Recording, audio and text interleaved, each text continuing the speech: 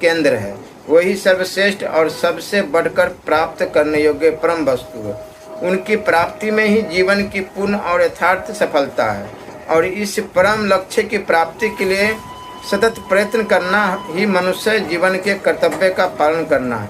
इस कर्तव्य पालन में जो कुछ भी त्याग करना पड़े वही थोड़ा है, बस त्याग की तैयारी होनी चाहिए।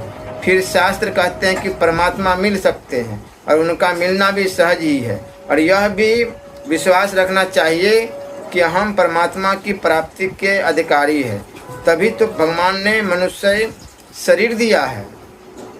दूसरी योनियों की कमी तो थी ही नहीं। पशु पक्षी रीछ बांदर कुछ भी बना सकते थे, फिर उन्होंने हमको मनुष्य क्यों बनाया? इसी से सीधा है कि हम इसके अधिकारी थे। भगवान ने हमें मुक्ति का पासपोर्ट दे दिया है। अब जो कुछ कमी है वह केवल हमारी ही ओर से है।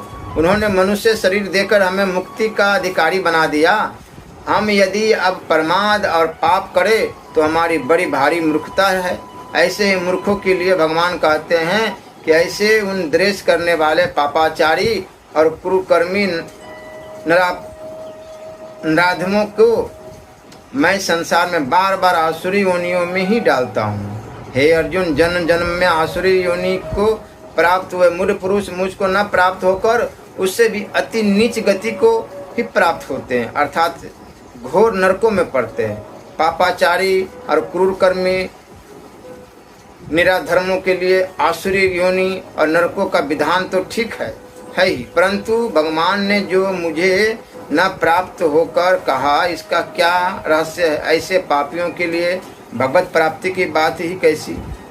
सरकार का यह कहना तो ठीक है कि अमुक चोर है, बदमाश है, उसे बार बार जेल में और काले पानी में भेजना है, परंतु उससे राज्य न देकर जेल में भेजना है। इस कथन का क्या अभिप्राय है?